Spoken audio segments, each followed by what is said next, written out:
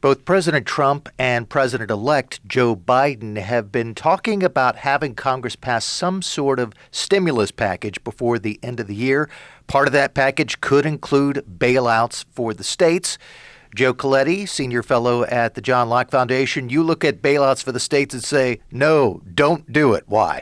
Well, first, besides all the problems that come with bailing people out and bailing states out, as we've seen in the past with banks and with every other industry, they're not needed this time. Just most states, like North Carolina, are in better fiscal shape than they look to be even in May.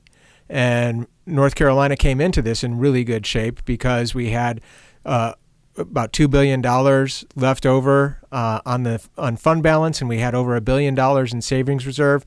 So that's still available if there was an emergency. But the revenues that are coming in so far this year are looking much better than they were in May, and there's less of a potential for crisis. And we're seeing the same thing in other states, that income tax revenues are right on par with last year. Sales tax revenues might be a little bit off, but are generally in line.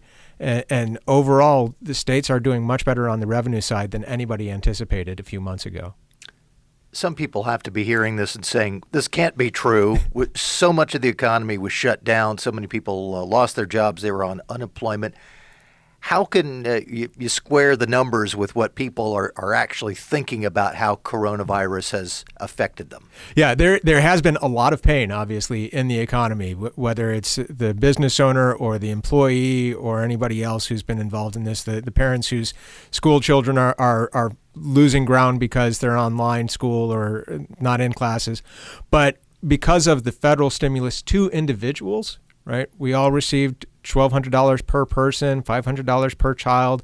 There were the unemployment benefits that the government extended and increased, the federal government, at the worst of the crisis. Unemployment has come down a great amount across the country. That employment levels are approaching, not nearly there yet, but approaching the levels that they were before all of this began.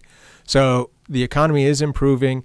And the money that the federal government gave to individuals, whether unemployed or otherwise, has provided a boost to both spending and to the incomes. And the incomes that the unemployed have had from the benefits have accrued to income tax revenues for the states. And part of what we saw at the beginning part as well was that the delay in income tax payments in April adversely and artificially lowered revenues at the beginning of the year.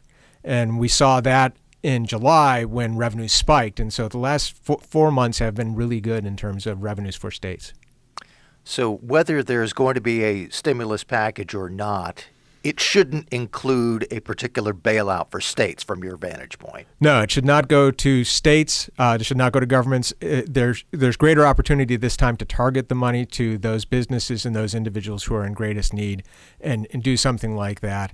Help the families with children like the General Assembly did, help the restaurants and the bars and the gyms and the other places that are being closed down or are facing closure and facing going out of business. When the North Carolina General Assembly reconvenes in January, one of the first items on the agenda will be what to do about the budget moving forward. At this point, what's your best estimate about what kind of hole, if any, they're going to see that they'll have to fill? With the revenues coming in this year, as good as they are, there's potential that they'll have some flexibility with leftover fund balance and the savings reserve. But given all the remaining uncertainty, even with the potential for vaccines on the near horizon, it would be better for some continued reservation. And there's still enough uncertainty that a cautious approach to budgeting would be the ideal. So certainly don't plan to have some major new program. If anything, plan for some retrenchment or holding the line. Yeah, hold the line, look for how do you take care of state employees and take care of the things that you have been exposed, like public health infrastructure. But overall, keep a rein on spending for at least a little bit longer because there is still some uncertainty on that side.